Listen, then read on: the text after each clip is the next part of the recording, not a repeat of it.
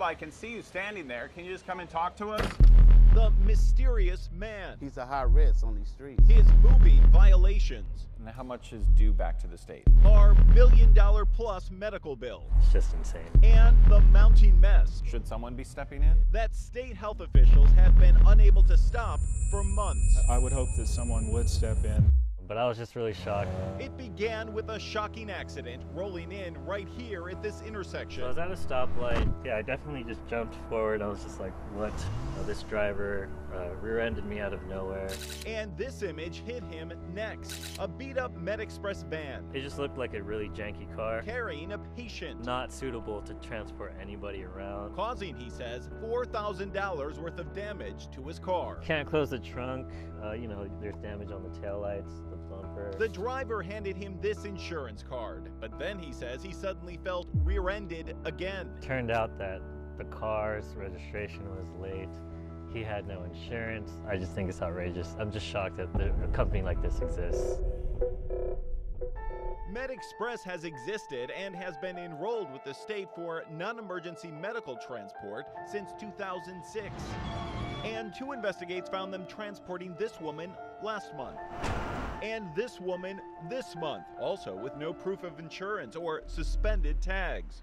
In fact, we've documented 8 vans in the last 7 months, all with proof of insurance problems, registration problems, or both. This is very fishy, very suspicious, and it's just insane. And it's not the first fishy, suspicious, or insane allegation. Found out that they had no insurance coverage whatsoever for the van, for the driver, or for the company. Last May, this man says he too was rear-ended by an uninsured MedExpress van. Back then, 2 investigates also found vans driving on spare tires with broken mirrors and missing headlights. The CHP itself found one with no seatbelts. This van had no license plate. These 5 had expired tags when we first found them. It's very dangerous. I think they should shut them down and suspend their license, period. And soon after this former driver spoke with 2 investigates, the state did shut down the MedExpress Medi-Cal enrollment for financial reasons.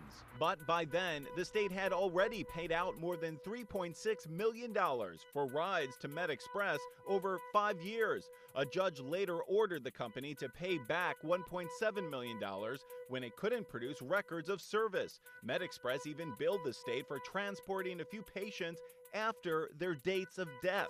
I'm Ross Palombo from Channel 2. What can I help you with? After avoiding us for months, we finally caught up with MedExpress owner Nathan Raba. Why do you still have all these vans operating? Do you think that's safe for the patients? Don't step in this property. Sir, are you going to pay back this $1.7 million to the state? Why are these vans unlicensed and unregistered? What about these accidents that you've been involved in? Are you going to pay these people? Mr. Raba, I can see you standing there. Can you just come and talk to us? Guess not. And at first, the state health department that regulates them Is Jennifer Kent in? refused to speak to us on camera as well. We just want to know why it is that this company is still doing business.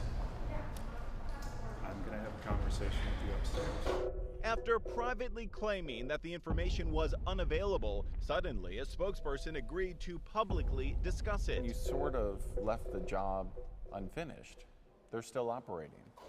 Well, we don't have the authority to stop them from operating. If they choose to go for private pay, then we don't have the authority to prevent them from doing that. But the state admits that MedExpress is still under contract to a private healthcare agency that does receive public Medi-Cal funds. So it may still be receiving public money that the state claims it can't control or regulate. Do you feel that you've done enough? We feel that we've done as much as we can at this point. Should someone be stepping in? Well, I would hope that someone would step in. Whose problem is it now? This is a problem that probably falls through the cracks. The Alameda County DA has stepped in, ordering deputies to seize records at the owner's $1 million home. Even arrested Nathan Raba and his 2 sons for multiple weapons violations. The DA says it's part of an insurance fraud investigation, but will say little else. In the meantime, although no patient has been injured, at least one former MedExpress driver believes these people could still fall through those cracks. I don't see why he's still out there if he keep hitting people. And these drivers claiming thousands of dollars in unpaid damages. So now I can't close the trunk. Believe they already have. The owner and whoever is running this company should get convicted. I think it's outrageous.